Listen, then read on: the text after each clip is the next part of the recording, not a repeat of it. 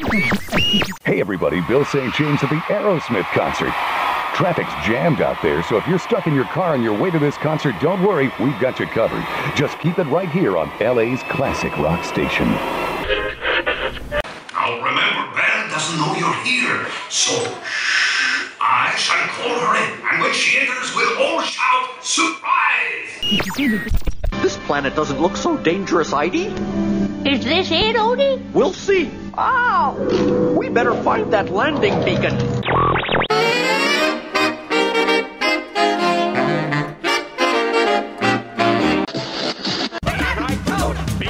Coming through. Big head on a mission here. It's you time. WDW Radio, your information station. Hello, my friend, and welcome to the WDW Radio Show, your Walt Disney World information station. I am your host, Lou Mongello, and this is show number 569, and I'm here once again not only to help you have the best vacation experience when you go to the Disney parks, but I also want to bring you a little bit of Disney magic wherever you are, not just with the podcast, but with my live video broadcasts on Facebook every Wednesday night, blog, video, special events, books, audio tours, a few other projects I'm working on, and more. And look, whether it's your first time visiting the parks or you've been hundreds of times, if you're planning a vacation or you just love the history, secrets, details, and stories, there's something here for you, because each week I'm going to take you from the parks to the screens and everything in between, like Japan. And if you're a new listener, welcome. Please go back and check out some or all the past episodes for interviews, top 10s, reviews, and more. You can subscribe to the podcast in iTunes and find everything else over at WDWRadio.com. So this week, I invite you to please join me once again as we continue reviewing and recapping our Adventures by Disney trip to Japan, also known as the trip of a lifetime. We continue through this incredible country on a remarkable journey to Takayama, Odawara, and our time in Tokyo before punctuating our adventure at Tokyo Disneyland and Disney Sea. I'll then have the answer to our last Walt Disney World trivia question of the week, and I'll pose a new challenge for your chance to win a Disney Prize package that may or may not include something from Japan. I'll also have more information at the end of the show about upcoming WDW Radio events, meets of the month, your voicemails, and more. So sit back, relax, and enjoy this week's episode of the WDW Radio Show.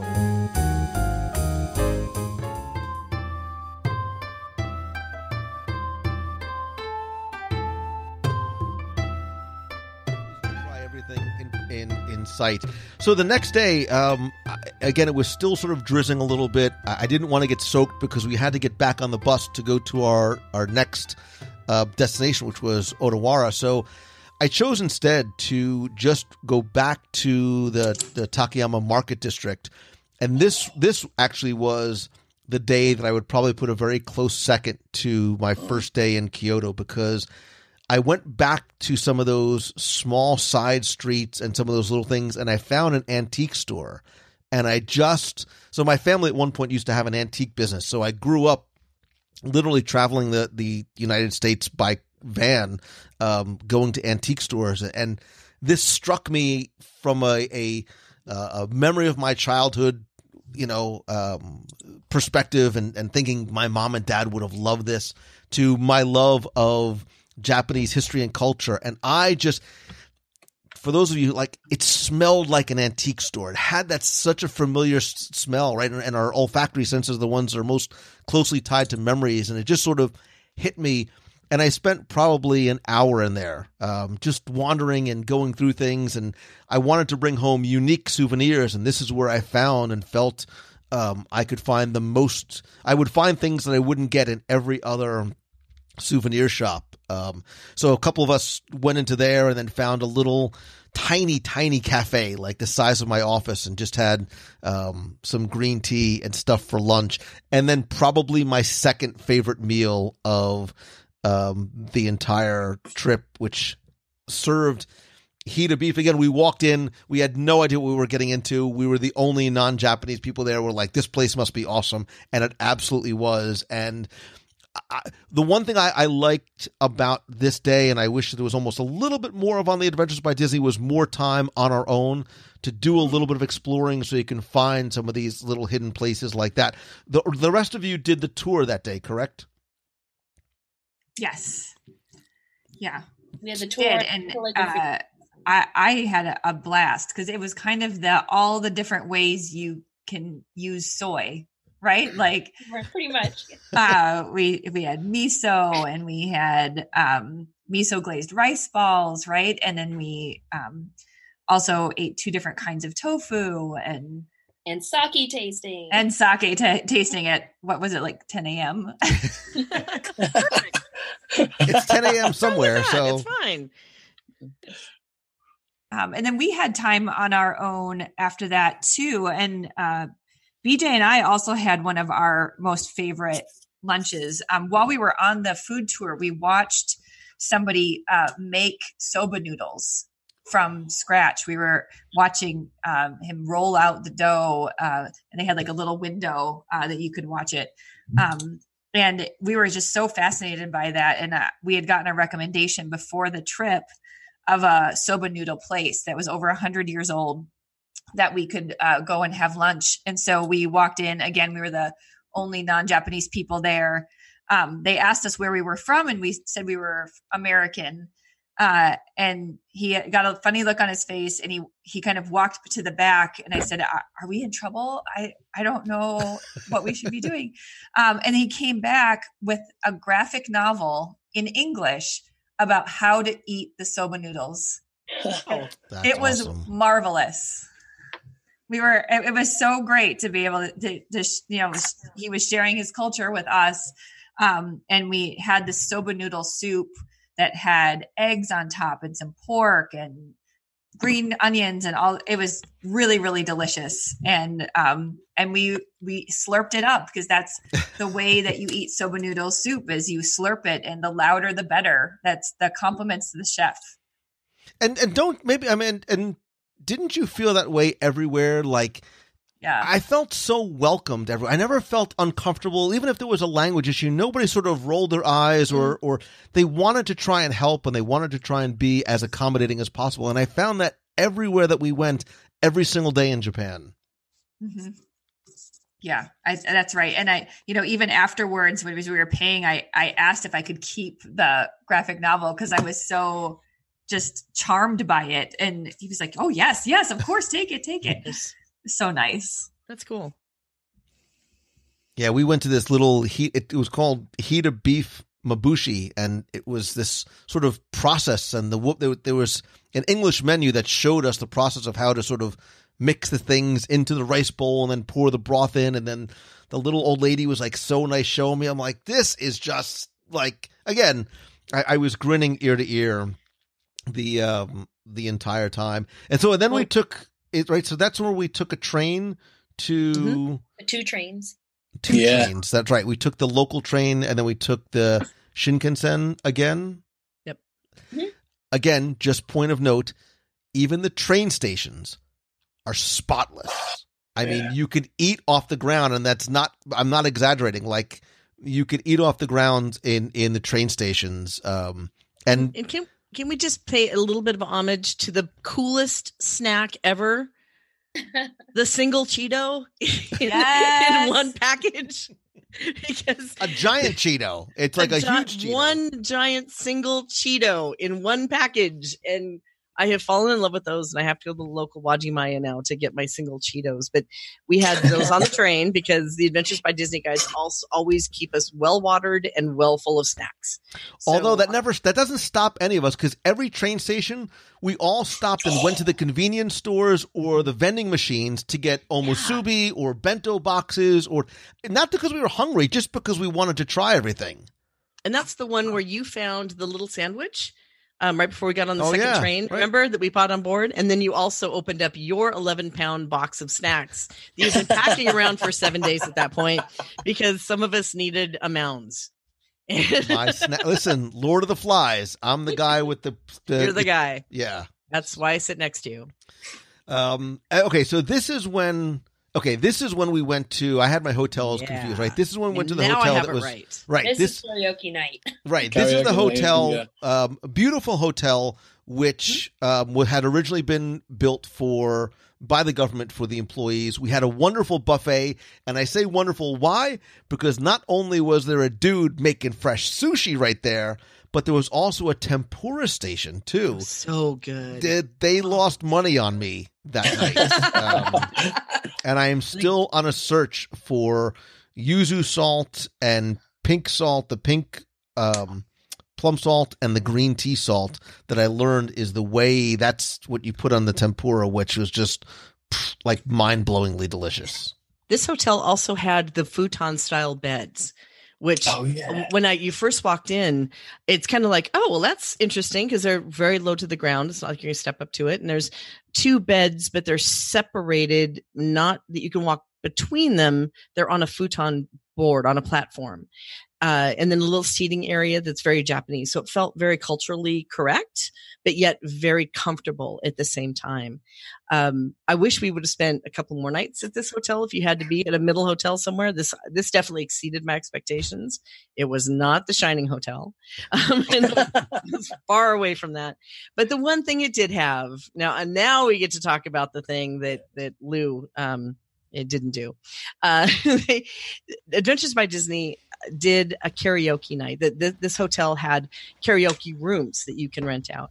And they only did it one other time, was on the inaugural. They had done that to celebrate the first trip going to Japan.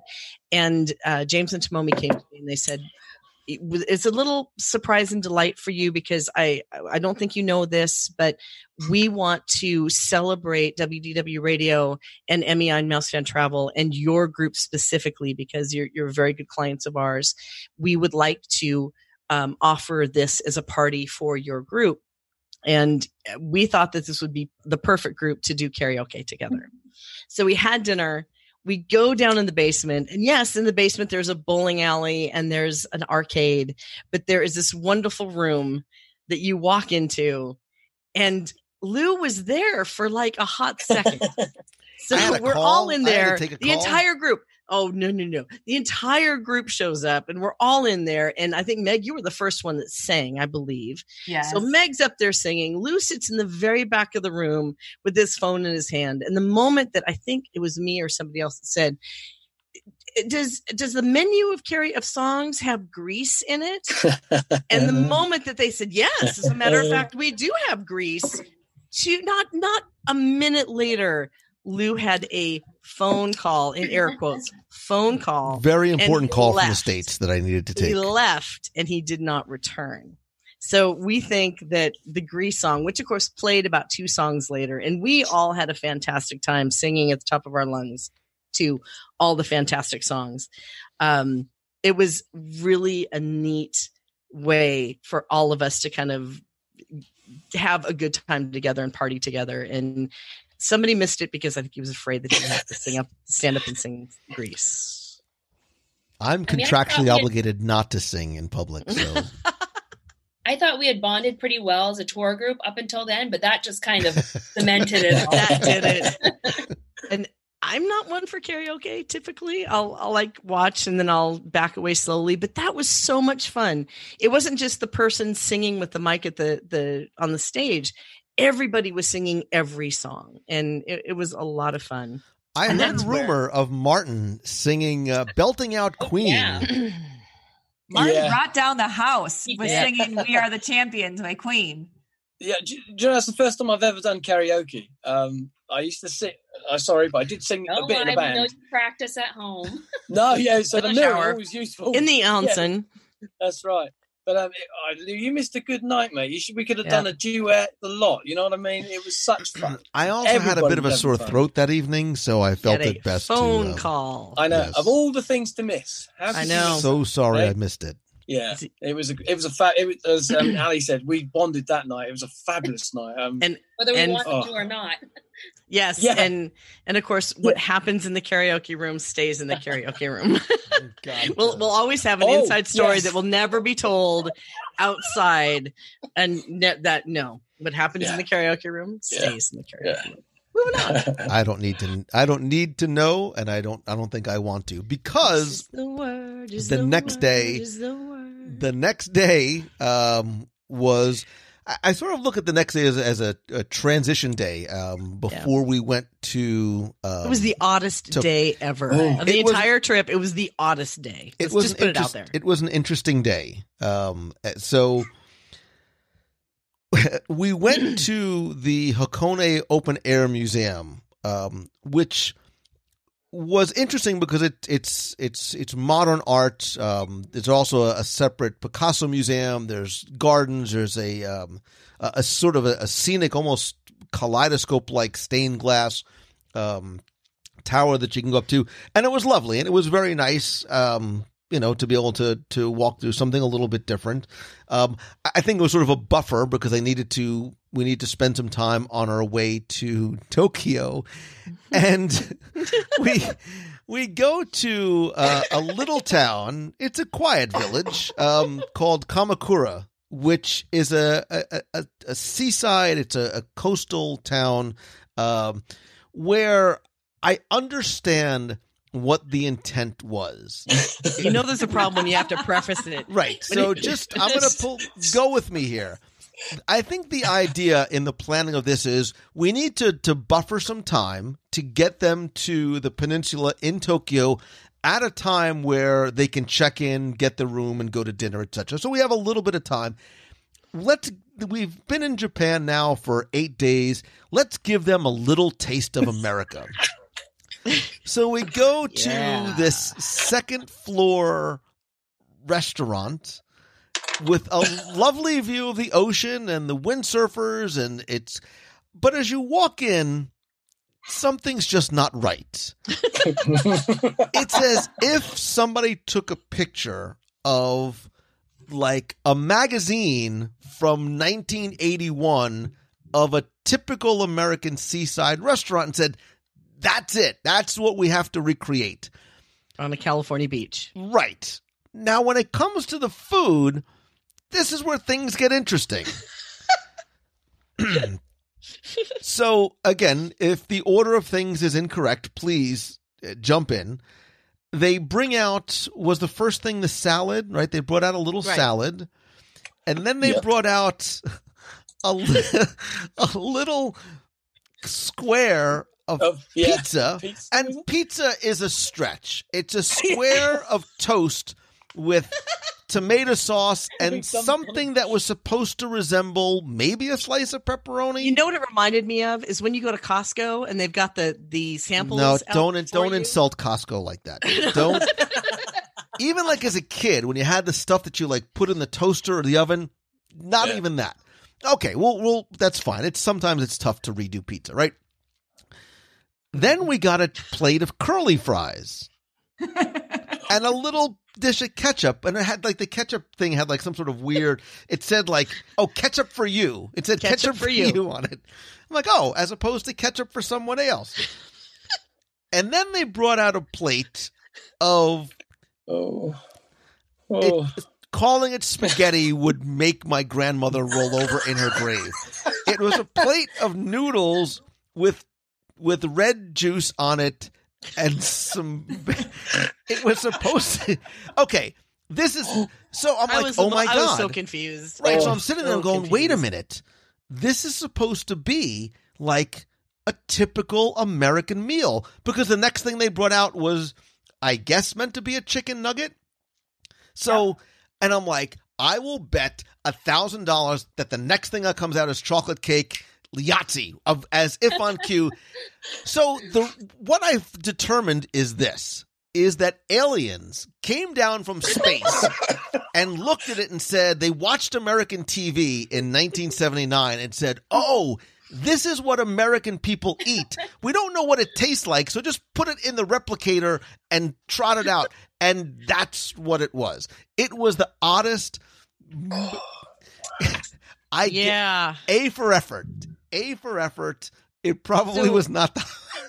And the most amazing thing to us, I think, Meg, it was you and I, or I'm not sure if you with me or not, but we went to go look at the regular menu from the place, and it had nothing to do with anything we were just served.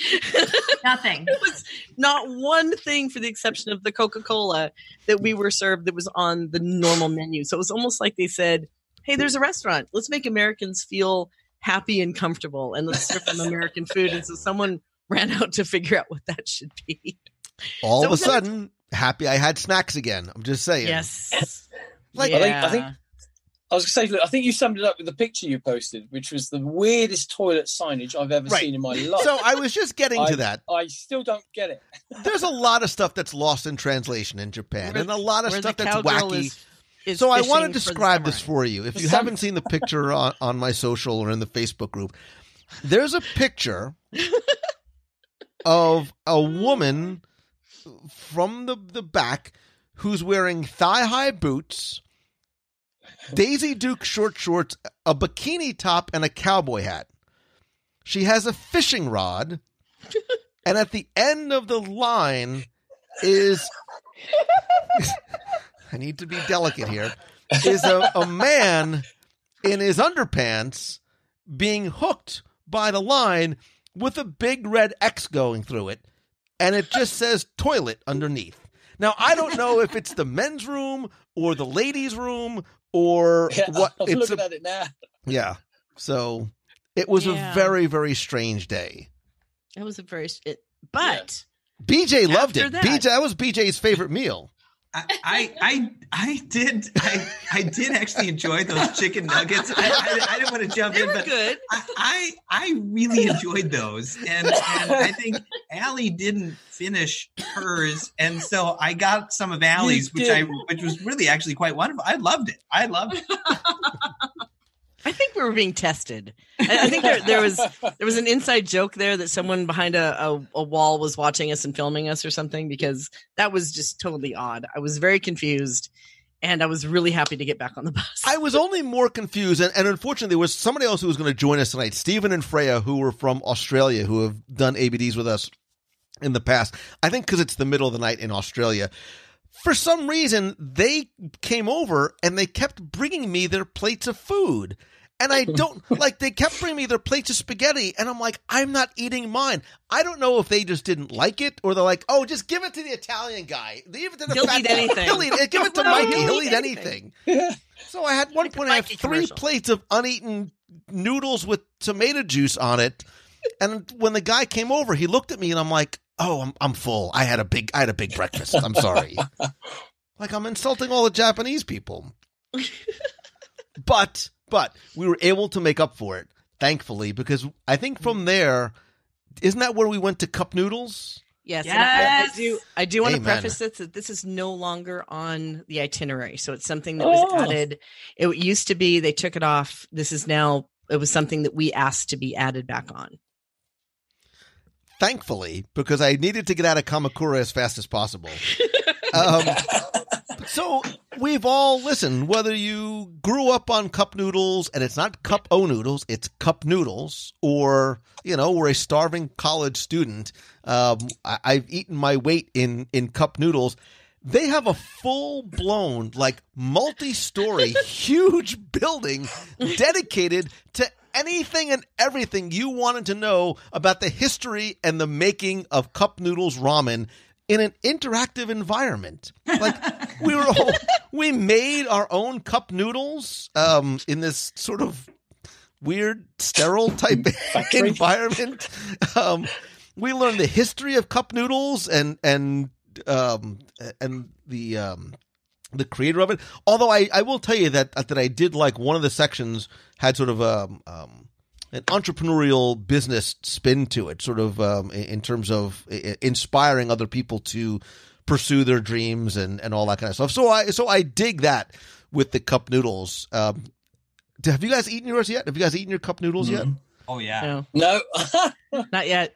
My children have 4 babies. It was our meal when we got home. The night we got home, we didn't feel like cooking. I'm like, what we're having for dinner? Cup noodles. So, and again, delicious. Japan being Japan, you get to choose your noodles and 4 different ingredients, and they seal it, like they hermetically like seal it for you.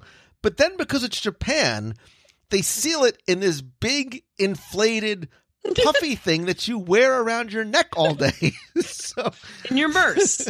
It is. You had your purse. It's a ramen purse. It's a clear ramen purse that you wear around your neck.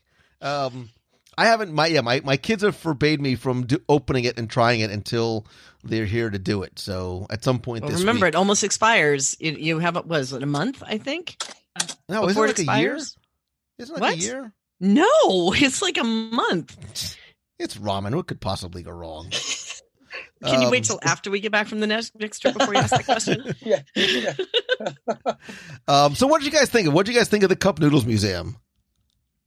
Oh, it was great. It was fun to design the noodle, that the container. I thought that was fun that we all got a chance to sort of do some, arts and crafts, learn a little bit about the history of it. And then every time we went into a 7-Eleven or another shop or anywhere in the airport, we would see these cup noodles. And I then knew that there was a whole museum devoted to it, and you make your own. And it was kind of fun. It was really fun. And there's like a mascot. There's like a Cup Noodles chicken mascot. Yeah. Yeah, that's it. Yep. It was an interesting day. It was fun. It was fun. It was a unique experience that I don't think we'll ever forget. But then thankfully, and I think, I actually think I heard Becky sigh of joy when she checked into her room at the Peninsula Hotel. Yes. Oh. That's the place of love. It's so the second best hotel. The second best hotel I've ever stayed at. The first being? The Rosewood. With the Rosewood in Beijing. The Rosewood. Well, I think, all right, I'm going to just preface this. The Rosewood for the room itself and the hotel itself, but I think the Peninsula has it on service hands down. I really do. Yeah. This was amazing. Walking into this place was, it took my breath away. It was beautiful. And the decor was so stylish and so modern, yet still reflective of Japan. And the service was amazing. Yeah. And the room, so many buttons. So many buttons. It's another place where you walk in, you go, "What's this do? What does that do? What does this do?" There's as many buttons around the room as there are on the toilets. So that gives you a sense of just how it's a very interactive room. Yeah. There's all kinds of stuff going on in there. Oh my gosh, the grapes. The grapes that they gave us. I'm serious. I went down and I found the little grab and go spot in the basement, and they were selling those grapes for maybe about 18 of them for $30. And I, in a heartbeat, said, I'm happy to spend $30 on these grapes because they were so good. Let that sink in for a minute, people. I know. When she says the grab and go, let's not just kid ourselves, right? It's not your traditional grape. You're not getting a little omusubi for like $6. Like, grapes are $30. Yeah. I was talking to somebody stateside, and I said something, and she's like, "Oh, just go downstairs to the gift shop and get something." I'm like, let me explain something to you. The gift shops are like a diamond store. There's a watch shop that you have to make an appointment to go into. There is no gift shop per se. And that's not the kind of, The two things that impressed me the most besides the myriad of buttons was the number one, you had this walk-in closet, which was as big as my room, in the closet itself. And if you sat down to the makeup mirror, there was a nail dryer right in the side where if you were putting on nail polish, you just put your fingers in the nail dryer, you hit the nail dryer button, and it dries your nails. And guys, you don't get that, but us ladies, we get it. And that is so cool.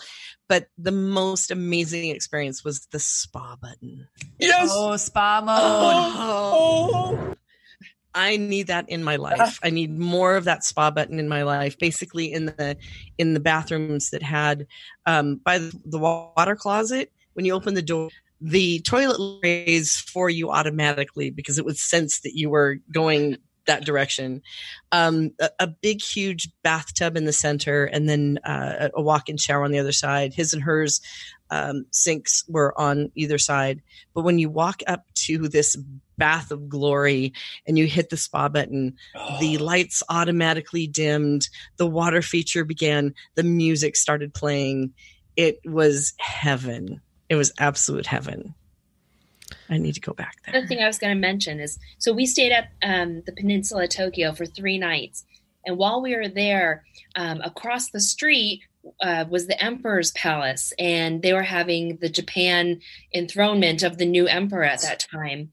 And I was just so impressed by the staff of the hotel and our guides, just making sure that we were safe and taken care of because of all the hullabaloo going on with the enthronement.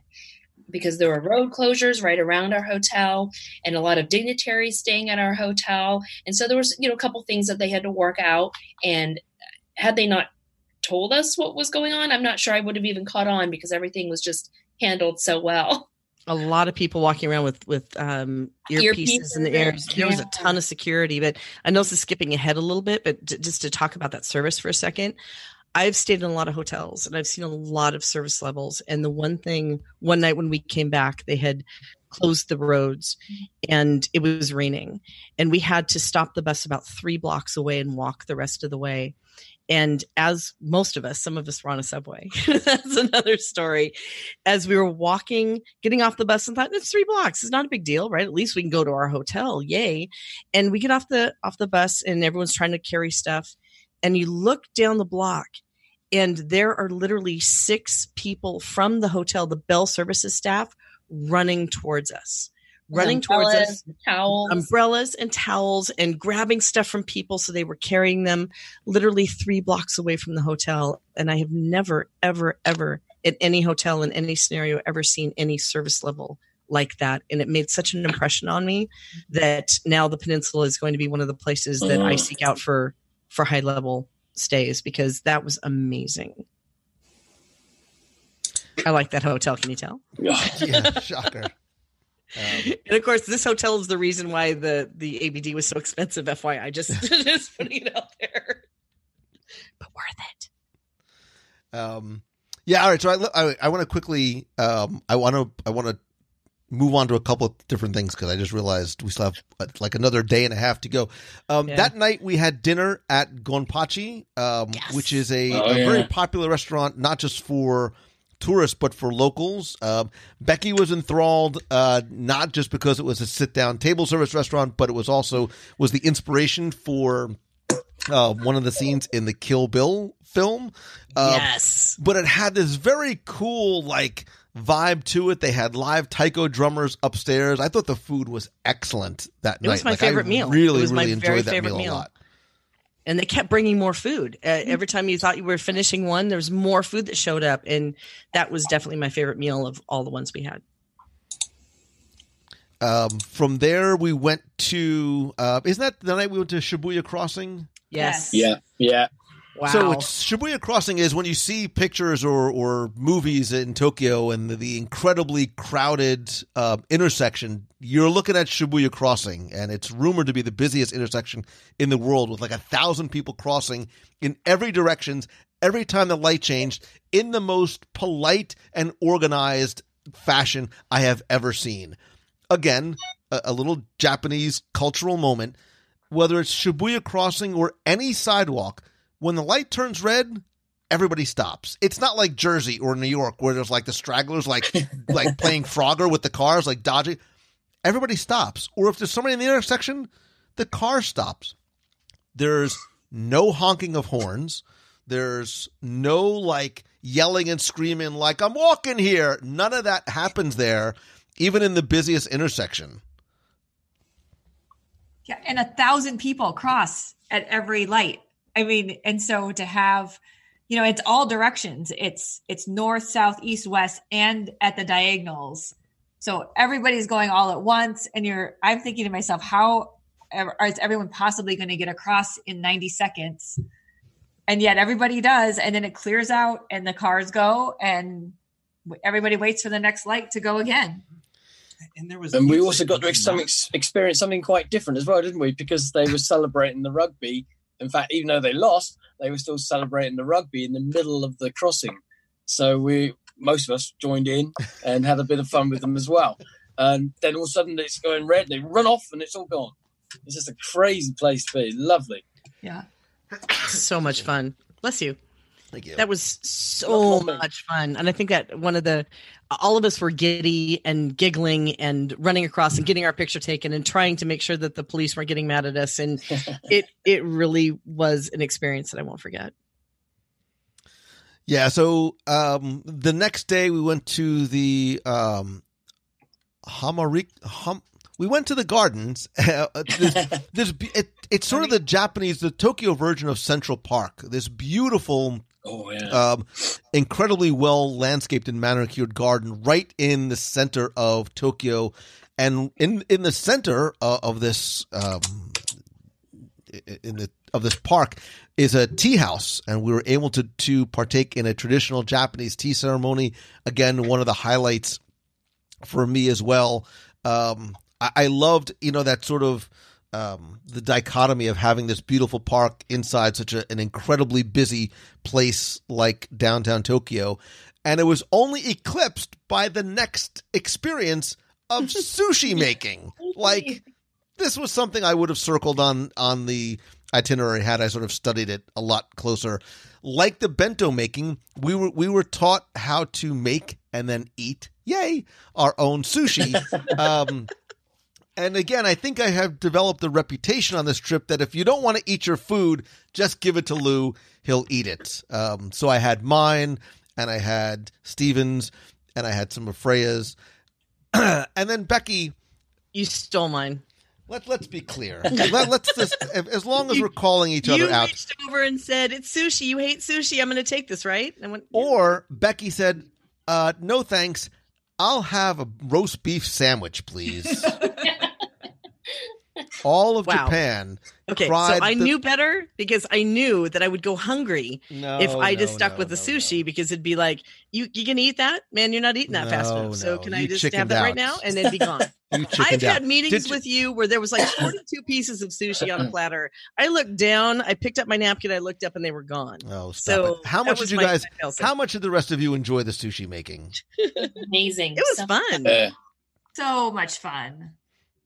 And again, it was another one where we got to kind of do a little bit as a group, and then each of us got to make our own rolls, and we made the rolled eggs there as well to go with our sushi. And what I really liked about it is you got to see the difference in how rolled eggs are made in Tokyo versus how they're made in Takayama. True, yeah.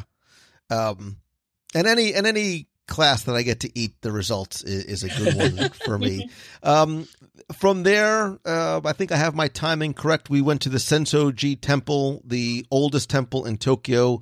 Very bright, that had that huge red papered lantern in the center, and then did a tour of the Asakusa district. And so if my timing is correct, we did the little tour. And is this where we had like 45 minutes or so to go shopping on our own?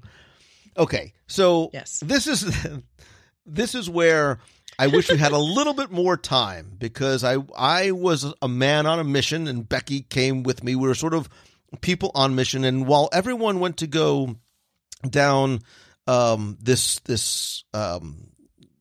different day. No, day. This is the one where we went to the there was that shopping district, and we shopped along the way and went to the end.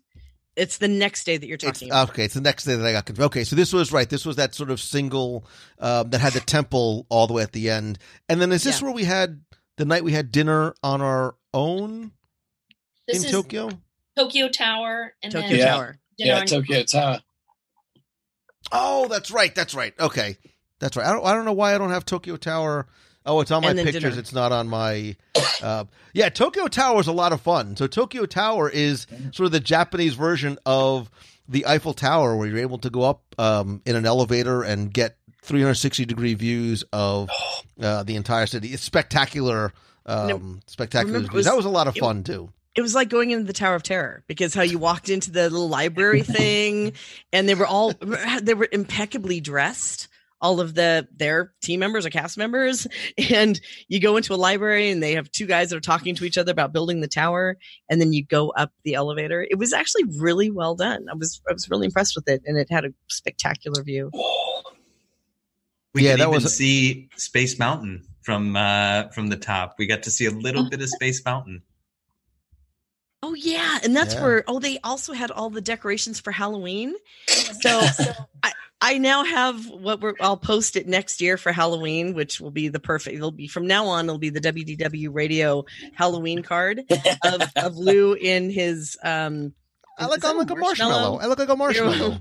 Marshmallow with a Halloween bat on your head, and it was actually perfect. So there was a lot of fun things to do. There was also something that scared the bejesus out of me, which was a full glass floor that I didn't want to stand on for anything. And you said something like, I don't know, trust me, which that's, blasphemy. But we got some great pictures there. And I loved putting all of our feet on it. So we got a big picture of the group that were standing there. It was a really fun activity. I enjoyed it. And then that night we had time on our own in Tokyo. What did you guys do? What did each of you do that Spa evening? mode. Okay, without getting into much detail, what did everybody else do that night? So I went shopping because our hotel was in the Ginza district, which is known for shopping, a lot of great malls and some high-end shops around. So I went to 3 different malls that were in like a 2 or 3 block radius of our hotel. Some of them were 10, 12 stories high. So just walking around there and checking those out. We went to a food hall in one of the malls. It was in the basement of the mall, and there was a food hall there that was almost like it had anything you could think of, desserts and fresh produce, and they had like little bento boxes. And so we got a couple bentos, but they were really, really small, and we weren't sure it was going to be enough food. And so we brought it back to the hotel, and then on the way home, we stopped at a 7-Eleven. Now, 7-Elevens in Japan are not like 7-Elevens here in America. The food at the 7-Eleven is unbelievable. Great sandwich. One of the best sandwiches that I can remember having. It was so good. It was just a sandwich from 7-Eleven. It was a teriyaki chicken and egg salad sandwich. And then we got remember that bun that we got? It was like a little white poof of Wonder Bread that had chocolate mousse injected into the center of it. Yeah. I think about that bun every day. That bun is amazing. That bun was amazing. That was one of the best things I had on the whole entire trip. And I think were the crusts cut off of the 7-Eleven sandwich? The crusts were cut off of this 7-Eleven sandwich. And yeah, that bun with the chocolate mousse is that won't leave me for a long time. So we brought that all back to the peninsula, and we ate in our room overlooking Tokyo. It was lovely. Yeah.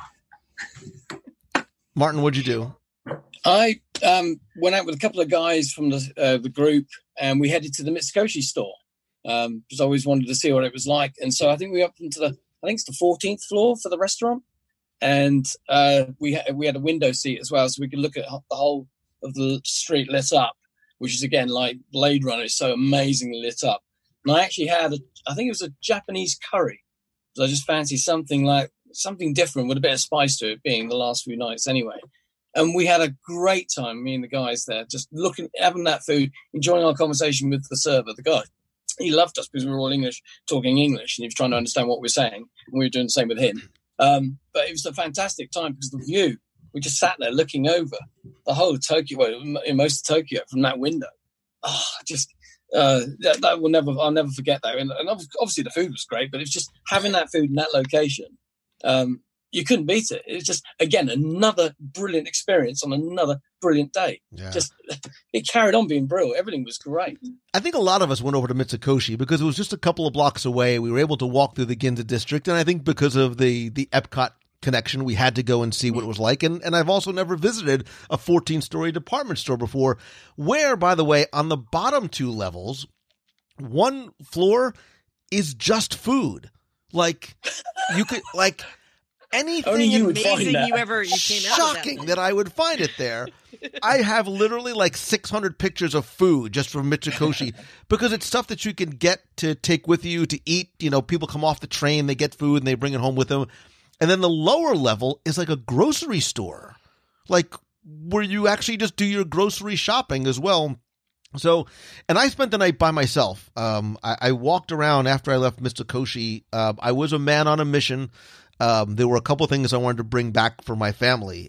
My son loves Godzilla, new Godzilla and old Godzilla. So I found the Godzilla statue in a Godzilla store.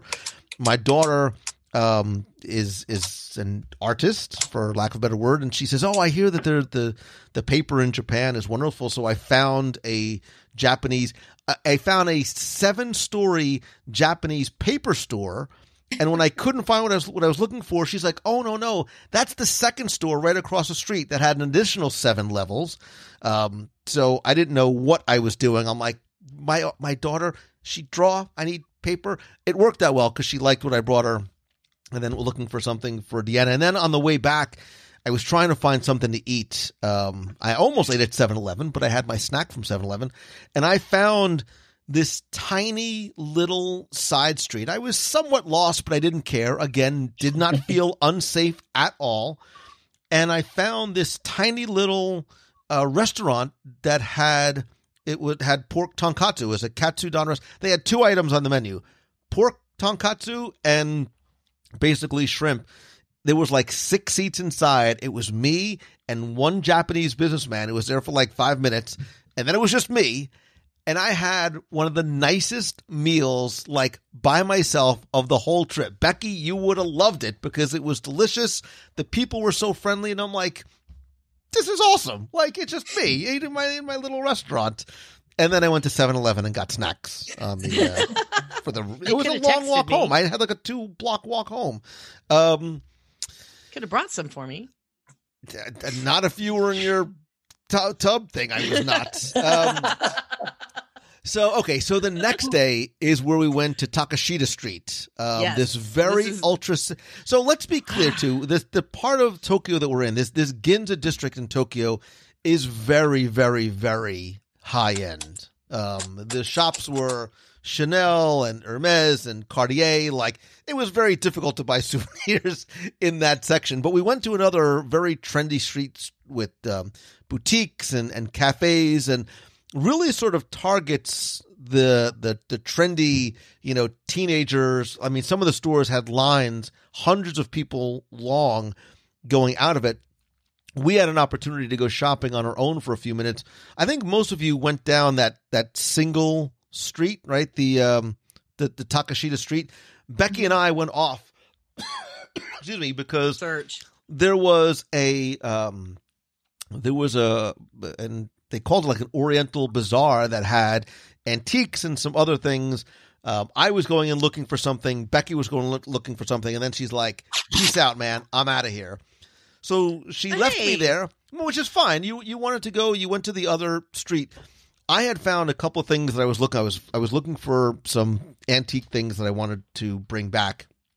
And then I said, Becky's looking for this one particular item. She wanted a Japanese katana. And I was able to use my broken Japanese and Google Translate best I can. And I actually found one in the store, but we only had like a half hour, 45 minutes. So Becky is texting me. I'm like, "Look, just go. Don't let the bus wait for me. You guys just go. I'll find my way back." And then I found the katana. So no good deed goes unpunished, right? 2 things happen. So I buy my little antiques, and when they were wrapping them, they're incredibly careful and very didactic. So they're taking newspaper and they're folding the corners and they're folding it in half. I'm like, "Lady, come on, man, speed it up. I'm from Jersey. We got to go here. I got a bus waiting." But then I found her katana, and I was trying to sort of figure out, can I bring it on the plane? Can I ship it? All this. And I kept telling Becky, just go, let the bus go.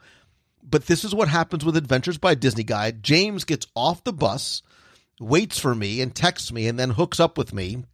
I did not get Becky her katana because it wasn't the one she wanted. And then he and I needed to get back. So we got in a cab, but because the coronation ceremony was going on, we were going nowhere, not very fast at all. So we hopped out, and I got to ride the subway. So I got a little bonus adventure. As an aside, the subway, spotless, incredibly safe.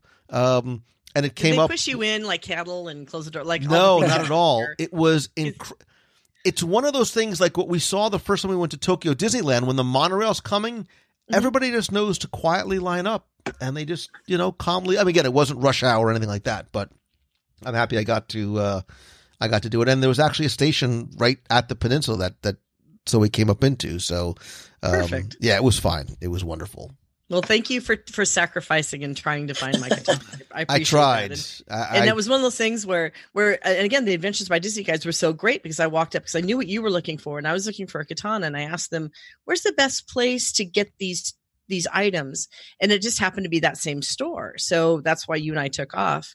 He went to go look for what he was looking for, and I went to go find the katana. I had seen it, but it wasn't the one I was looking for. So that's when I said, "You walk faster than I do. I'm going to start heading back towards the bus." And so I had no idea that you were going to be that long. And again, I appreciate that. But it's so great having those guides as a resource. No matter where you are, no matter what you're doing, you can ask them a question. They can head you in the right direction. And again, for them just to say, you know what? No, we're not going to leave Lou in the middle of this crazy.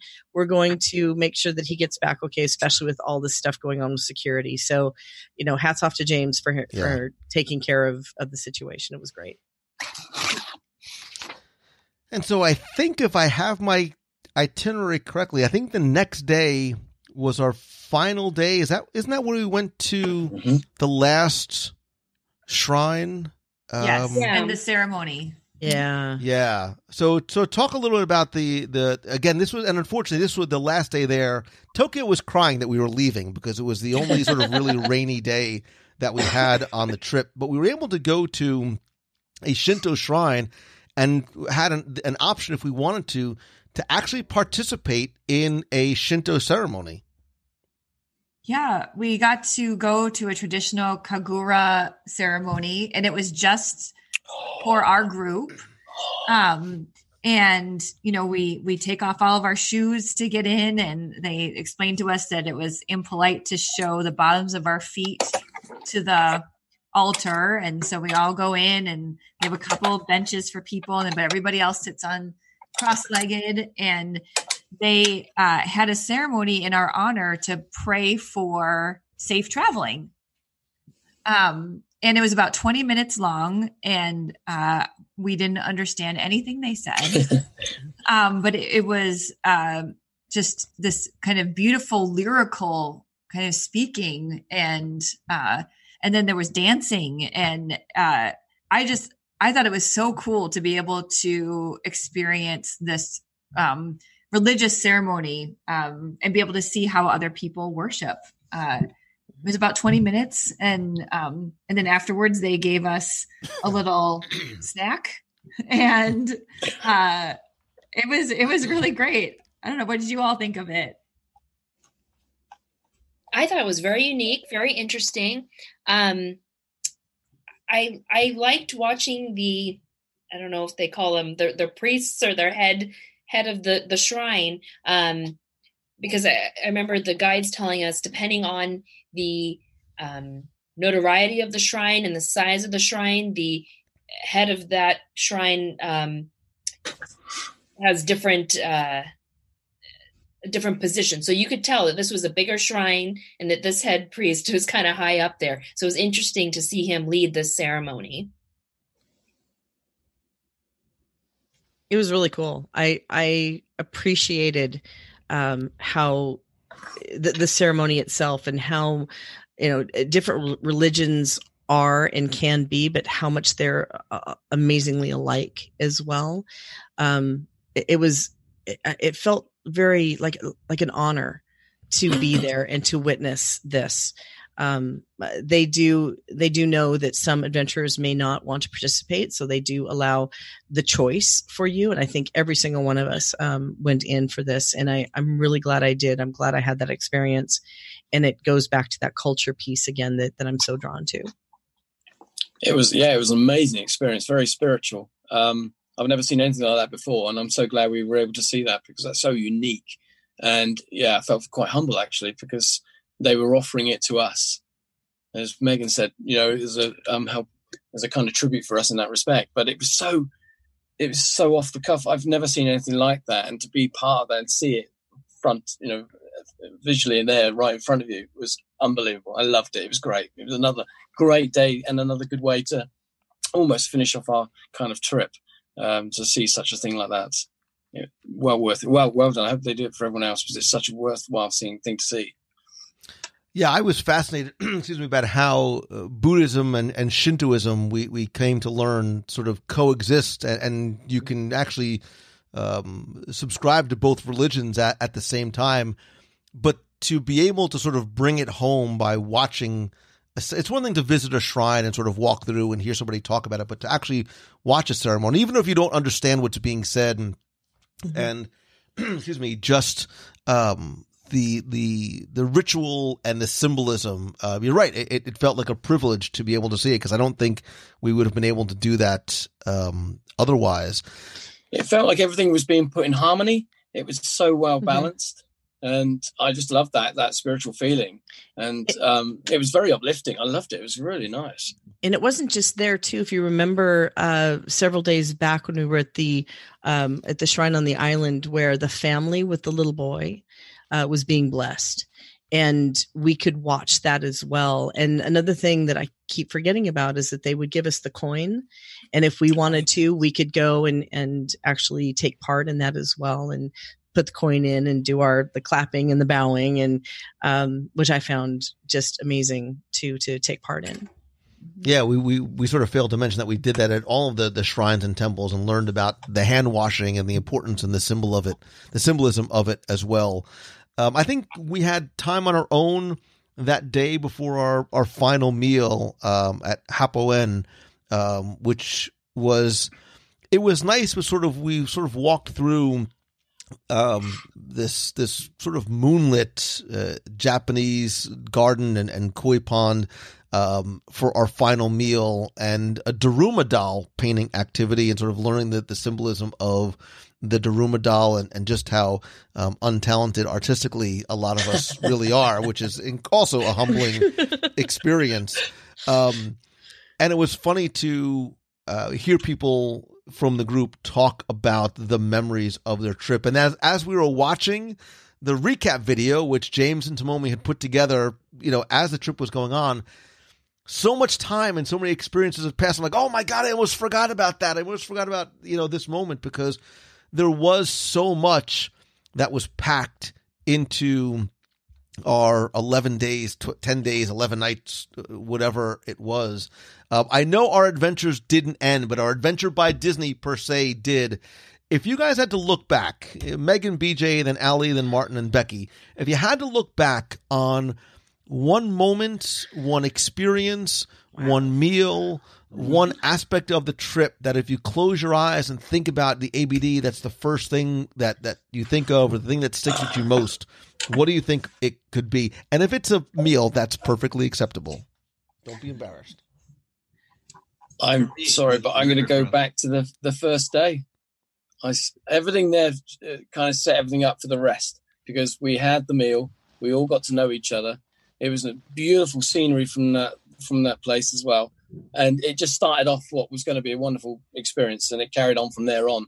And the bar, to be honest, never dropped, really. That was such a great high bar anyway. But every experience after that, so it's quite hard to say one, because I actually still dream about some of them, because I wake up going, where am I? Because it's like, what morning, do you have to put the luggage out quick? And it's because it was so eventful and so memorable. I'm still kind of soaking it all up and, registering it all, basically, because there's so much to see in 10 days. It's hard to say one, but I that day was brilliant. I loved it. For me, it was the river cruise. I just was so in awe of that part of Japan and the beauty of Japan. So just sort of reflecting back on what we did, the river cruise was just a highlight for me. Yeah, I think just that whole day with the taiko and the bento box and the river cruise and then the food tour of Osaka. I kept saying to people who asked us how our trip was, we kind of fit a month worth of sightseeing in 2 weeks. It was a nonstop pace, but I'm so glad we did because we were able to see so much. But if I had to pick one thing, I'll go food, and mine was the okonomiyaki night. So good. And we've actually come home and tried to recreate it. Not quite there yet, but I'm committed. So my favorite time was our free time in Chirikawa Go. That was the halfway point of our trip. And I think that location just had it all for me. The nature, the culture, the food. That was the only time when I FaceTimed my parents so they could see that town, because I knew that just sending them a picture wouldn't quite do it, because I just thought that town was so beautiful. And I was reflecting on the past couple of days. I knew the next couple of days would be amazing. So that was a very memorable moment for me. Becky? One. Just one. The trains, the bamboo forest. No. You're not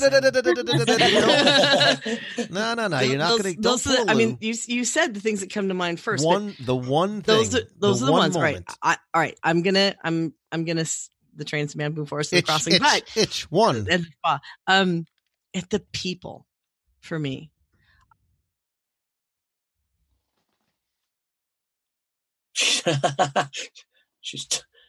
You've hit your mic. I didn't do that. You muted yourself. Go ahead. The people. The cat actually. I'll fill in for you. Hold on. No, stop. Let me mute you again. Stop. The people at the Peninsula Hotel waiting on me hand and foot is really the part of the thing that Becky enjoyed most. The mute. Wow. Would you stop muting me? Stop it. Seriously. Thank you. The mute button is a very dangerous thing for Lou Mongello, much like being carried up a mountain.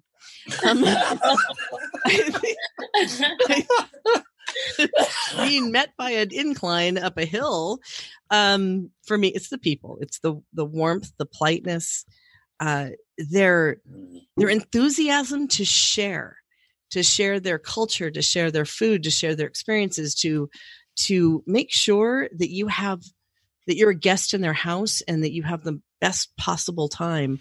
I mean, yeah, you don't tip them. But yet for them, it's pride of their culture. And from grandma to the hotel staff, to the rickshaw driver, I remember faces and smiles and conversations. And even when you didn't have anything in common, you could point and say that, and you would get smiles and nods. And, I just really felt such a warmth from the people of Japan, and I will always cherish those memories. You know, when I said that before I went, that I had loved the culture and the people, it was on an exponential level. My feelings and my love for this country were grew so much because I have a better understanding of where that comes from, right? When we talked and learned about how the children are taught from a young age to serve literally to serve one another in school. When it's time for lunch, they get up and they get food and they serve other people and they clean each other's tables in the classrooms and in the lunchroom.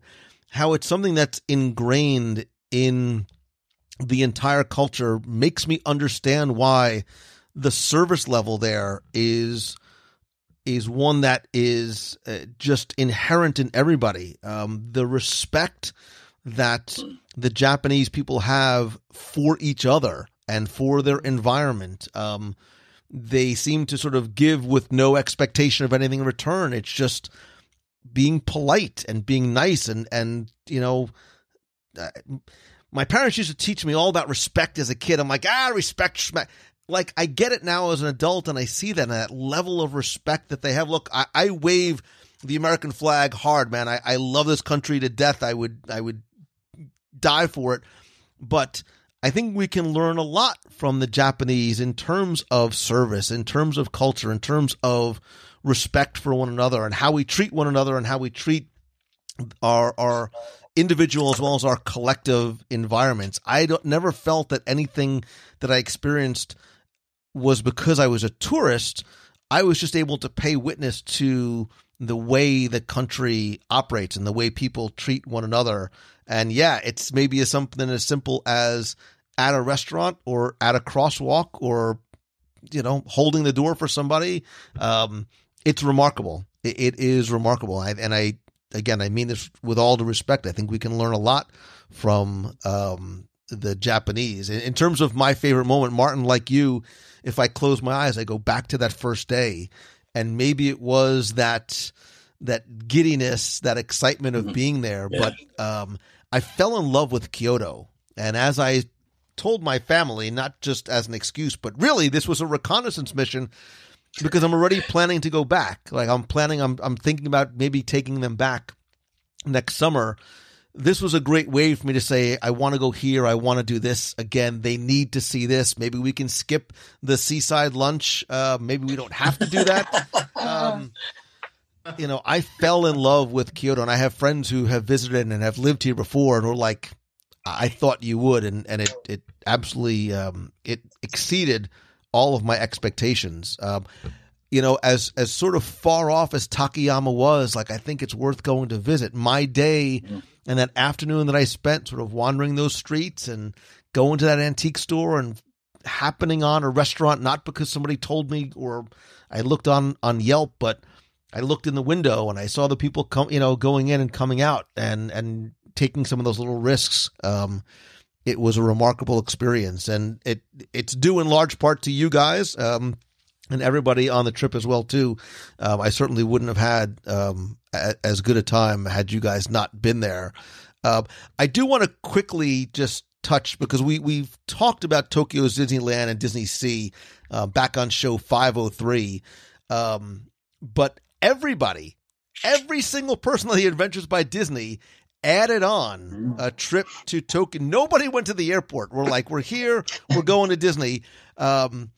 Was this all of your first trip to Tokyo Disneyland and Disney Sea? Yes. Yes. Yeah. Yes. Without sort of going through, because we just sort of were on our own and did our own things, although we rode a lot together, we ate a lot together, we shared popcorn together. Meg, BJ, and I, like, you guys were so kind to me. We spent a morning together, our last day. We ate our way through Tokyo Disneyland like there was nobody's business.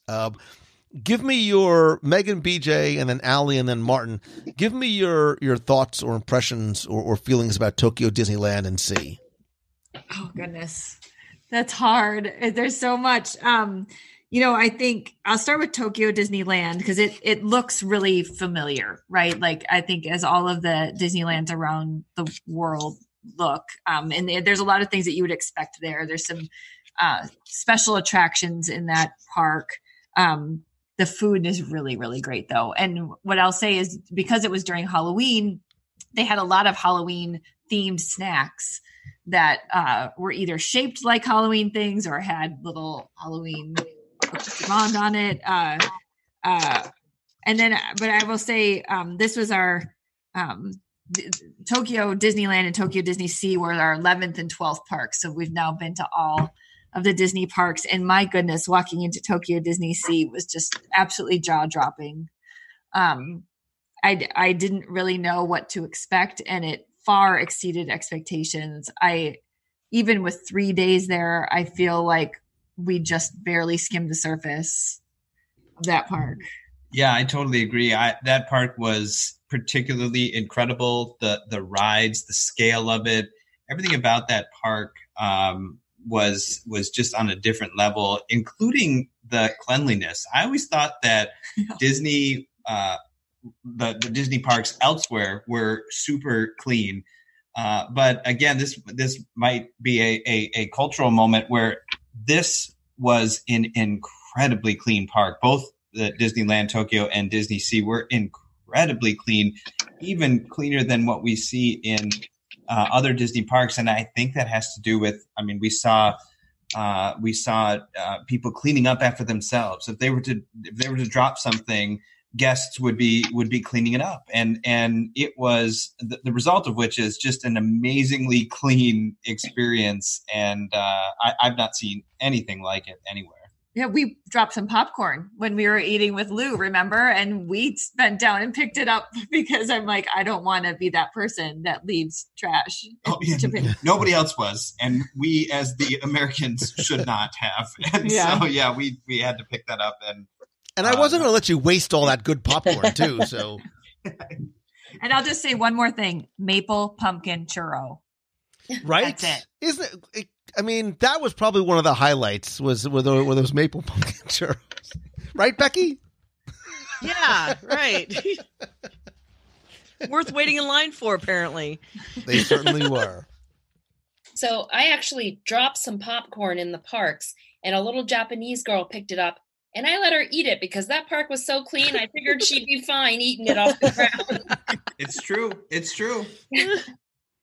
But I was in awe of both parks. Every ride I rode that was similar to something I'd been on, either Disney World, Disneyland, Disneyland Paris, was either on par with the other rides or better. There was nothing that was done subpar to anything in the other parks. And as far as their theming in all the lands, I think, just think of Disney World without a budget. I think they kind of took the best of all the parks and just made them better.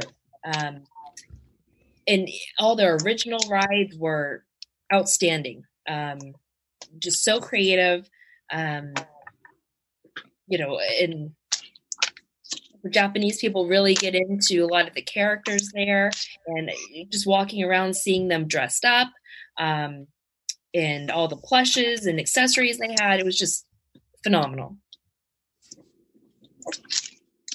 Yeah. Oh, where do we start? I mean, I've only got Hong Kong to go now. I've done every other park, but Disney Sea that was brilliant. I walked in there, my jaw dropped, and it was incredible. The theming is amazing. There's so much in there. You can spend days looking at everything. There's so much to see. They've really put some effort into everything they've done. It's clean, as you said, guys. But it's also that it's got 20,000 leagues, which was like, oh, this is great.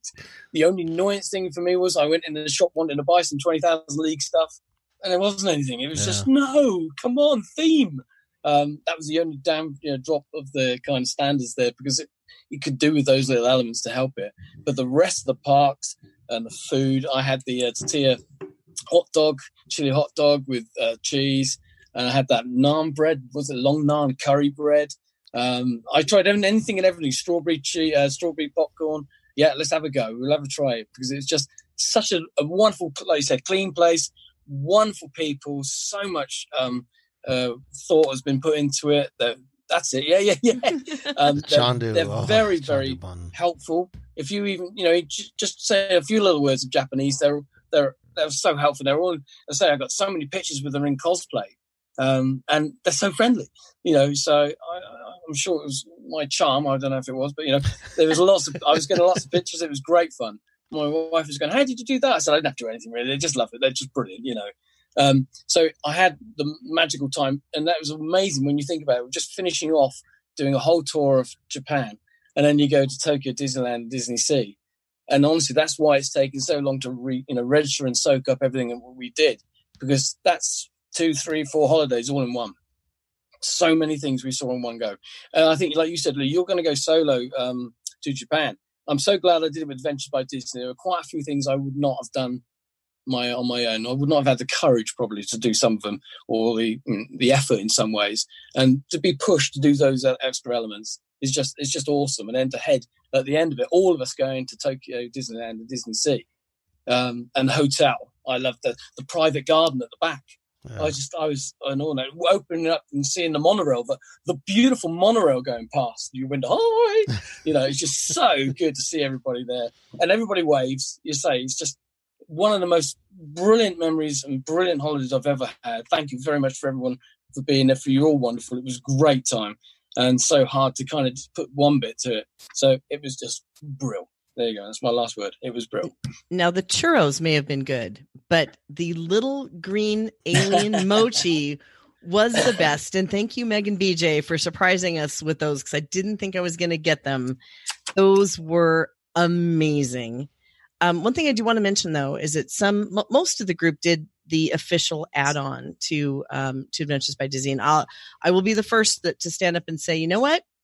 I don't know if that, I mean, it was priced pretty high to stay there at the Disneyland hotel, but the package that they gave us, for anybody who's wondering if they should add on the package from Disney to the Adventures by Disney, if you go, the answer is yes. It seems overpriced at the beginning, but what you get, everything is included from your pass to go on the monorail, because that does cost money there.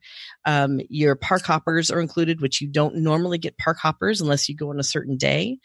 You also get fast passes, which are like gold in those parks. And I think that made the experience for us and allowed us to experience things that we may not have been able to experience in the short amount of time we were there. So I know that Lou, when you and I went last time, we were only there for, I think it was 4 nights. And we still didn't feel like we saw everything and did everything. And we didn't have the benefit of the fast passes that we had. I was only there for 1 day this time. You were there for 2. Without that, we may not have been able to see what we did. And I'm just kind of putting it out there that if you do this trip and you do an Adventures by Disney to Japan and you're questioning whether it's worth it, is the value worth it to do that add-on as a package, my advice is hands down yes. Yeah, I agree 100%. And again, I won't sort of go into a lot of detail because we did talk about it on show 503. I still feel that Tokyo Disneyland, specifically Disney Sea, is the best of the best of the best. Ali, you're right. If it's what happens when you give Imagineering unlimited budget and they say go, just go. Take anything. It doesn't have to be Disney IP. Take Jules Verne, take Journey to the Center of the Earth, take all these different things and just have at it. Look, it's the only place on the planet where I would say that the queue of an attraction it beats the attraction itself. If you go to Tokyo Disney Sea, just go to the queue, blow off a soar in the attraction, just go to the queue.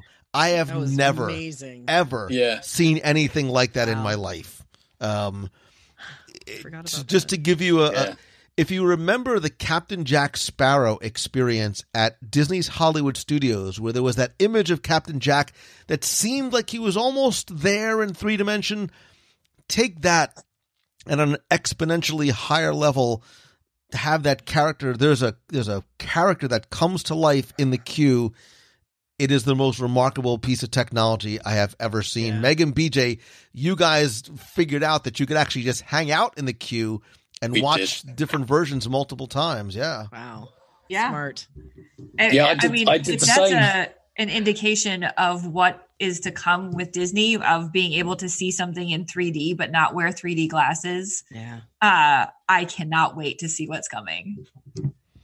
I'm really glad we did that, because there was a moment where I think we were thinking, oh, it's just the same Soarin', it's just going to end in a different park. But then it became, no, look, there's a 4-hour wait time for this. So we luckily had those fast passes, and just walking in, it was like, wait a minute, this is not normal. And then there's all the SEA stuff everywhere in there too that got me all excited. So, and you still didn't pull down one of the SEA banners and hide it for me.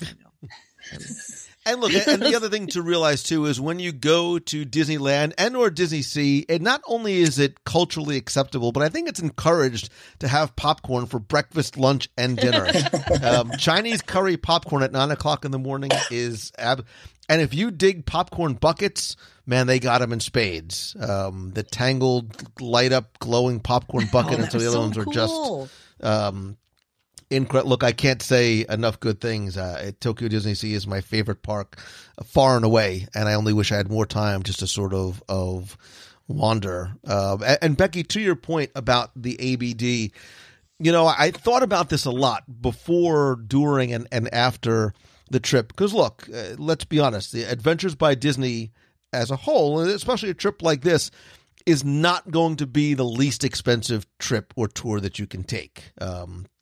That being said, I still felt that there was incredible value, and I ran the numbers a little bit. I sort of ran some relatively fuzzy numbers, and with all the meals that were included, the quality of accommodations, all the transfers, including first class on the bullet train, which makes a difference, all the different experiences unique to the ABD and otherwise, as well as some of the other things that you can't necessarily do outside the ABD, I felt like it was a great value. Like I certainly feel like you absolutely get what you pay for with it. And I think there's certain intangible things like having, when I call it the Disney bubble, it's sort of, I think you know what I mean, sort of having that Disney experience laid on top because of the guides, because of you have that almost insurance policy and that comfort level because it's Disney that I don't think I would have anywhere else. I felt like I had gotten, you feel like you get the value of it from the day that you get there, and just the way that the experience is handled from stem to stern. My question for you guys is, having been on your first or multiple Adventures by Disney, is it something you would do again? There's a method to my madness. I'm going somewhere. Go with me here. Would you do an Adventures by Disney again? 1,000 times yes.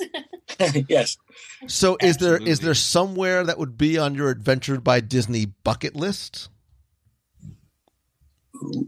For me, it'd be Egypt. I just heard that they had one, and one of our David from our trip and Amber are going to be on an Egypt one. That sounds incredible. I may have already looked at online and looking at the South Africa trip with the 3-day safari.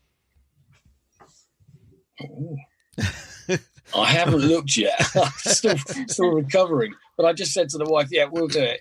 It's something worthwhile because it's so amazing. You're right. The tour, having tour guides as well, guiding you everywhere. Just fantastic.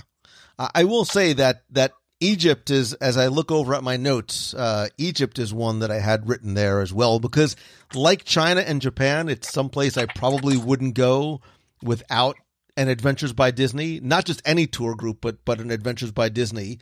I think we've already sort of informally announced that we'll be doing Italy. Becky, close your ears, because I'm going to sort of say, maybe you're right.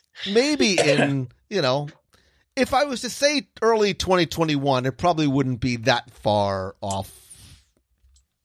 Ish. I cannot confirm nor deny if Correct. I already have an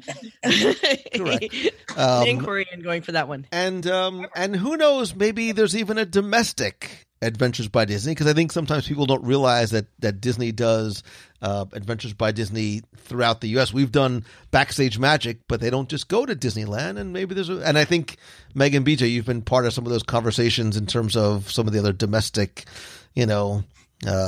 West that we might be thinking about. I didn't say anything. I cannot confirm nor deny what else I'm talking to them about.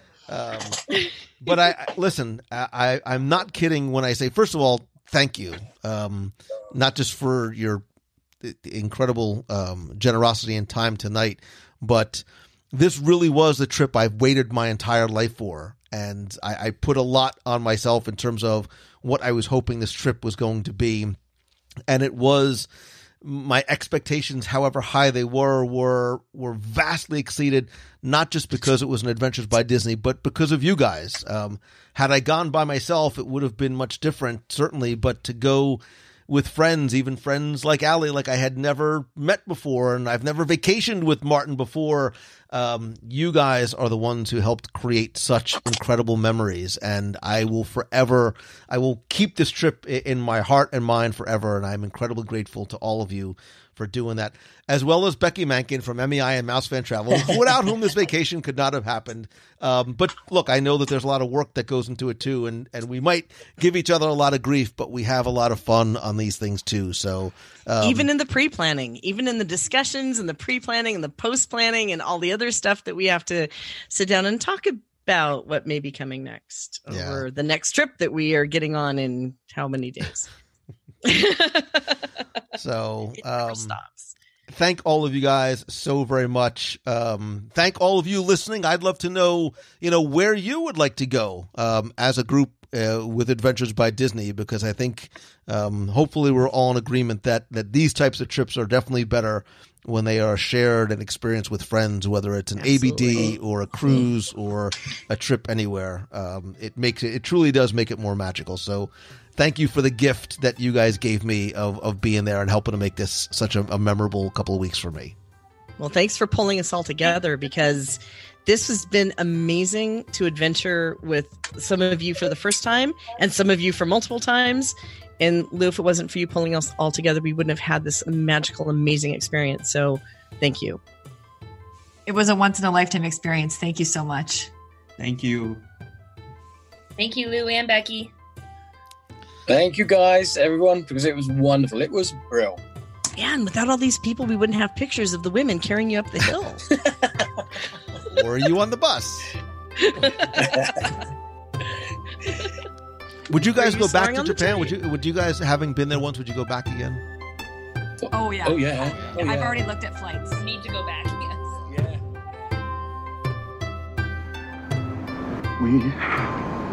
We're not supposed to leave.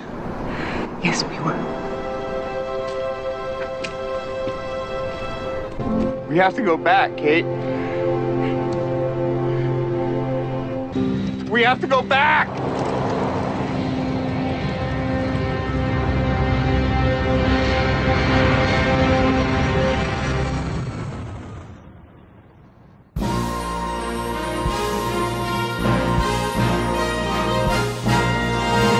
It's time for our Walt Disney World Trivia Question of the Week, where I invite you to test your knowledge of Walt Disney World history or see how well you pay attention to the details, sometimes in what you see or hear, maybe even taste. If you think you know the answer, you can enter via our online form for a chance to win a Disney prize package. Of course, before we get to this week's question, we're going to go back, review last week's, and select our winner. So last week and this week, obviously it had to be Japan related and food related because I ate my way through that wonderful country, and I wanted to keep it simple and delicious. So your question last week was to tell me, what is the name of the quick service stand on the World Showcase Promenade in Japan that serves the oh so very delicious kakigori and sushi and Japanese sodas, beers, and sake? First, thank you and congratulations to the hundreds of you who entered, got this one correct, and know that the answer is the Kabuki Cafe. All right, let me get this straight. A man in a kabuki mask attacked you with an army of miniature flying robots. Microbots? Microbots? Yeah, he was controlling them telepathically with a neurocranial transmitter. So Mr. Kabuki was using ESP to attack you and Balloon Man. And if you've never had the kakigori or the sushi or the sake and have been in Walt Disney World in the summer, trust me, stop there. I promise you, it's worth the visit. Anyway, again, thanks to the hundreds of you who entered, got this one correct. Last week you were playing for all of my digital products, which include all 7 of my virtual audio walking tours of Magic Kingdom, the secrets, history, details, and stories, still available, by the way, for just $10 on the WDW Radio site or available on iTunes. And you're also playing for my 102 Ways to Save Money for an at Walt Disney World book, a WDW Radio vinyl sticker, a pop socket, a t-shirt, and because it's Japan and I came back from Japan with stuff for you, I'm throwing in a mystery prize from Japan. So last week's winner, randomly selected, is Yesenia Morales. So Yesenia, congratulations. I think I'm pronouncing your name correctly. You use the online form, so I have your shipping information. I will get your prize package out to you right away. If you played last week and didn't win, that's okay, because here's your next chance to enter in this week's Walt Disney World Trivia Challenge. So right after Japan, I went to London for my very first time to speak at a conference and, of course, spent some time doing a little bit of touring of the city. But, of course, this week's question has to go from Japan to the UK, the pavilion, not the country. And speaking of the promenade, the Tea Caddy shop on the promenade in the UK pavilion is based on the childhood home of Anne Hathaway. And you might be saying, that's great, Mongello, but who is Anne Hathaway? Well, your question this week is to tell me. She was the wife of what famous Brit? That's it. Tell me, who was Anne Hathaway the wife of? You have until Sunday, November 24th at 11:59 p.m. to go to WDW Radio.com, click on this week's podcast, use the form there, and again, you're playing for the same group of prizes, the book, the audio tours, the vinyl sticker, the pop socket, and another mystery prize from Japan. So good luck and have fun.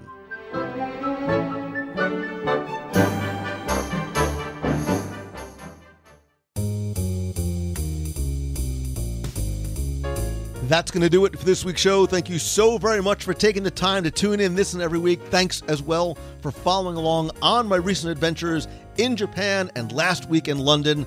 The adventures are not over yet because this coming week, November 18th through the 22nd, I will be on a very merry time cruise on the Disney Dream, and I want to take you with me, virtually of course. So I will be live on Facebook as well as sharing photos in the Facebook group at WDWRadio.com/community, as well as on my Instagram. I'll be doing a lot of stories, posting pictures there.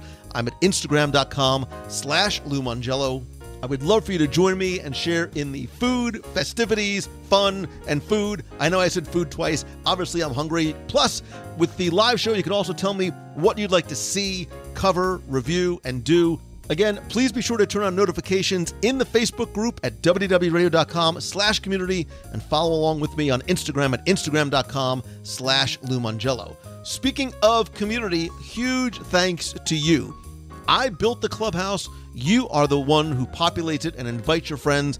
Thank you so very much for doing that, being part of the conversation and creating such a wonderful place where everyone is so welcoming and friendly. And speaking of community and family, I want to say huge thanks to everybody who is part of our WDW Radio Nation family, including some new members like Kimberly Linkletter, Erin Morgan, Gwyn Cornell, Michelle Hull, William Zeiss, Joseph Charnews, Angela Jones, and Kevin Cooper. I appreciate you being part of this wonderful and incredibly supportive family.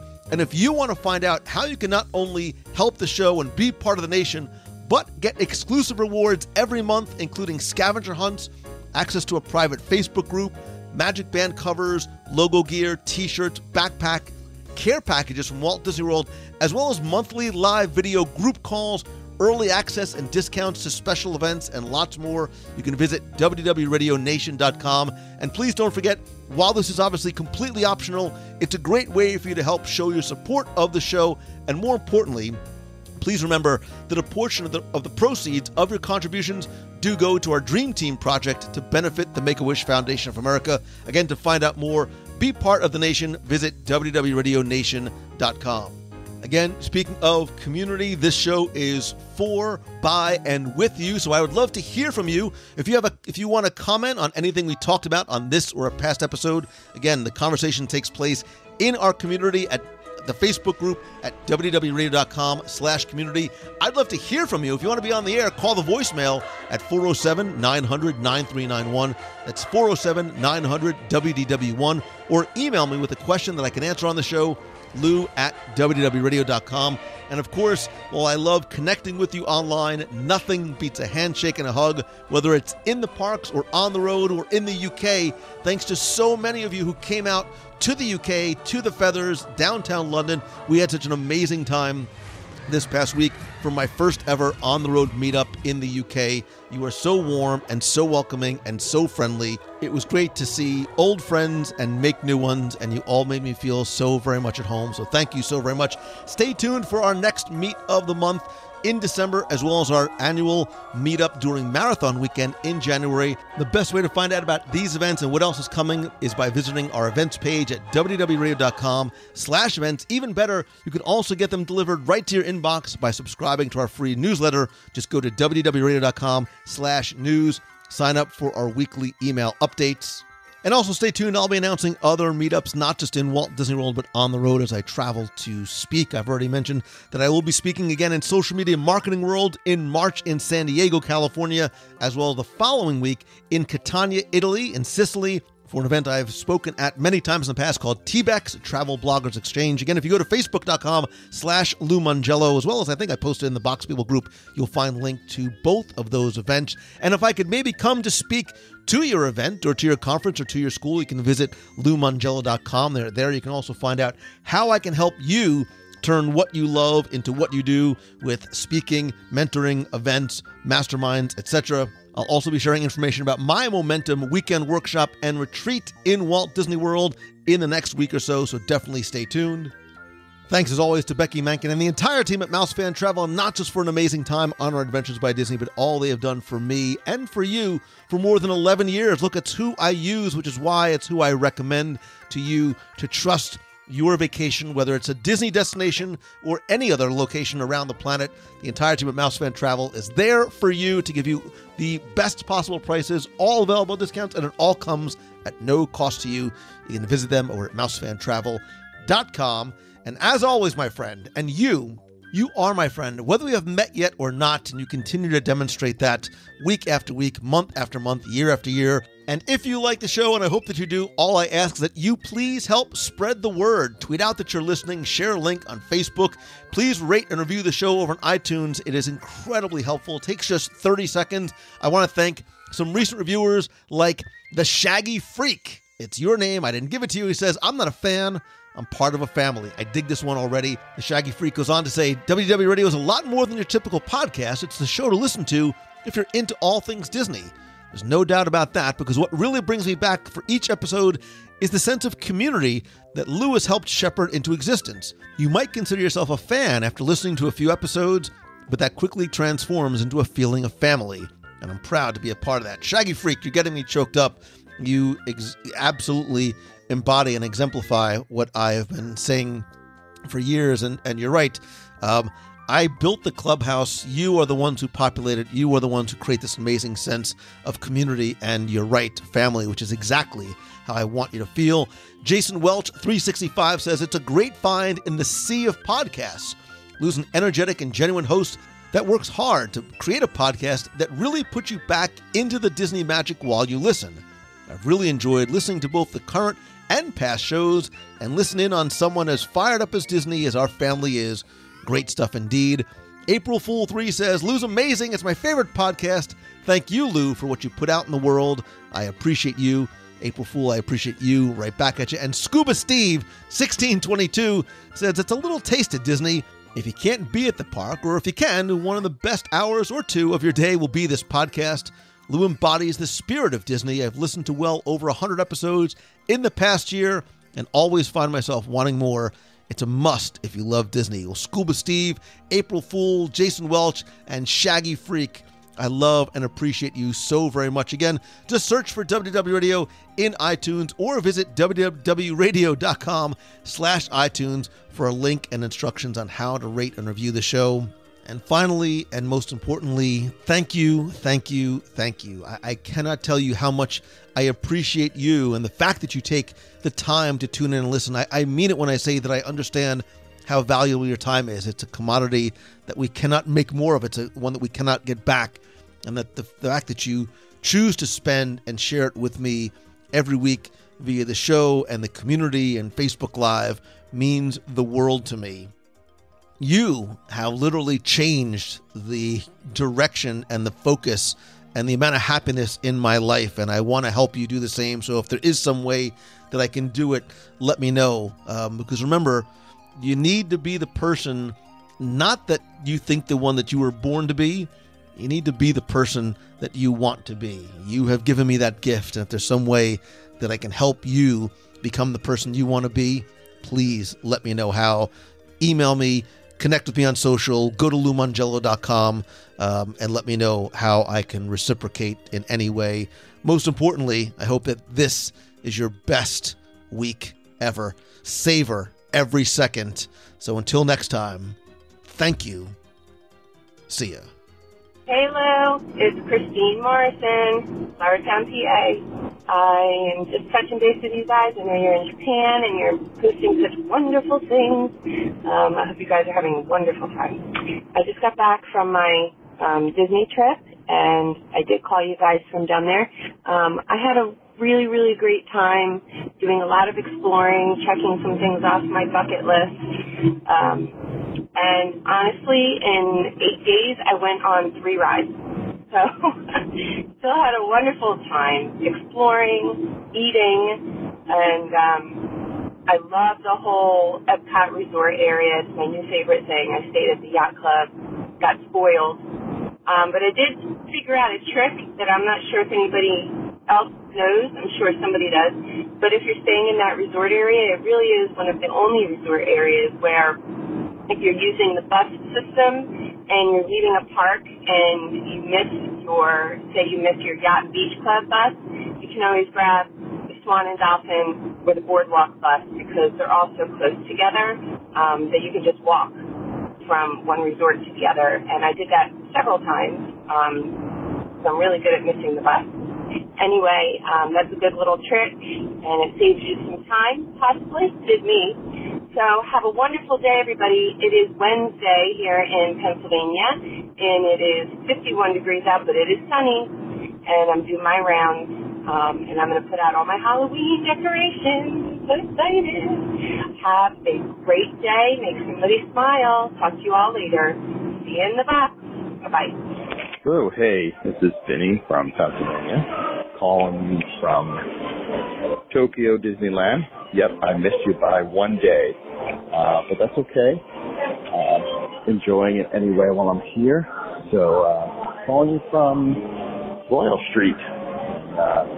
Yeah, having a good time here. So, hope you enjoyed your trip, and see you in the box. Bye. Hello, Lou Mongello. This is Gabby Naldo from Columbia, Maryland, calling you from the Mark Twain Riverboat. I am here in Magic Kingdom, spending my last day here in Orlando. I was here for a work conference. Shout out to any nurses out there. And yeah, just spending the rest of my afternoon here in the Magic Kingdom before I head home tonight. I know you're all in Japan enjoying your adventures by Disney, so safe travels, have fun, eat lots of amazing food, and I will hopefully see you and others at Wine and Dine Running Weekend. Alrighty, talk to you later. Bye-bye. Hey, Lou, Evan Chafin from Massachusetts. How you doing, my friend? Just listened to your episode about the top greatest Epcot moments, and I think for me, my top Epcot moment just happened this past year. We were on a trip in January with my wife and my 9-month-old son, and I finally got to watch Illuminations with him. Illuminations has been my favorite show since I've been going to Disney World. And I was so happy to share that experience with him, even though he might not remember it as a 9-month-old. But that is something that I'll take with me and cherish forever. Period. Hey Lou, Brandon Morgan from Kingsport, Tennessee, sitting down at the boathouse with my wife on our final day here at Disney Springs. We're getting ready to hit the road, but you suggested it so much, I figured this was the place we had to eat. Thank you so much for what you do, and it was a pleasure listening to you on the way down. Can't wait to listen to you on the way back up. Bye. Okay, sorry, my name is Christopher Recupero. I didn't realize your little thing was, it got cut off eventually. Hopefully my last voicemail went through. If not, I was surprised. I'll just recap for a second. I was surprised you never mentioned the egg rolls in Adventureland. And then, as I was saying near the end, there are other things that I want to talk to you about, and like I want to pick your brain on some things because I'm thinking about eventually moving to Disney because I love Disney and everything. But I have to put everything on a piece of paper and get all my thoughts together before I talk to you about it. So I mean, I don't really know how this works. I mean, maybe one day I'll contact you because I saw on your website you can contact through like typing, an email typing, and maybe I'll provide my phone number so that I can like kind of hit up with you and kind of we can collect Disney minds, because it's always great to find someone so passionate about Disney like I am. And there's like so many fan Disney bases out there that you can connect with nowadays. So that's all I really had to say. I was just trying to recap from my last one, which I just sent about like a minute ago. So, I mean, as I always like to say, as Disney says it, have a magical day, Lou Mongello. Lou Mongello. I almost pronounced your name wrong. Wow. Have a magical day. Hello, Mr. Lou Mongello. My name is Christopher Recupero, and I am a big Disney fan and all, and I am a big fan of you. I've been wanting to listen to your podcast for a long time now, and now recently I've been deciding to get into podcast.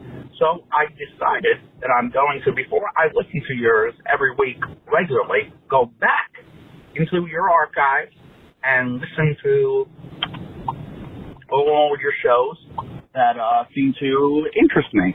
And I love your top tens with Little Timmy Foster. And recently, it's from this summer, you did a two-part, first time you ever did a two-parter for a top 10 on the top 10 little things we missed at Walt Disney World. And I was very upset that there was one that wasn't included, because first time I went back to Walt Disney World after it was gone, I was very upset that it was gone. And this is in one of the parks. I'm going to take you to Adventureland in Magic Kingdom. So I don't know how long it was there for or whatever, but right outside of the Swiss Family Robinson house, well, tree house, there was this little cart, and it was the egg roll cart. And the fact that you love food so much, I mean, maybe you don't like egg rolls or something, I don't know. Or maybe it just slipped your mind. But the fact that you didn't say egg rolls, like every time I was waiting for you to say the egg rolls in Adventureland. And then when you're like, oh yeah, food's not going to really top my list too much. And then I get to the end of the second part, and you never said the egg rolls in Adventureland. I'm like, bro, come on, that was great. Like, every time I freaking went into the Magic Kingdom, especially because I was a Disney cast member there, I did the Disney College program, when I went there, and I was just going for a little bit, and I just wanted a snack. I go right to Adventureland as I'm playing my Sorcerer of the Magic Kingdom, and I would be eating the egg roll from the egg roll cart. So I'm just cracking up because I know how much you love food, and like just how heated I got every time you didn't say that.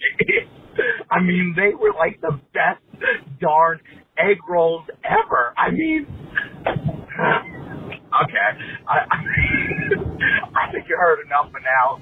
I mean, there's other topics that I want to talk to you about and stuff, but I'm going to have to hit you up at another time because I got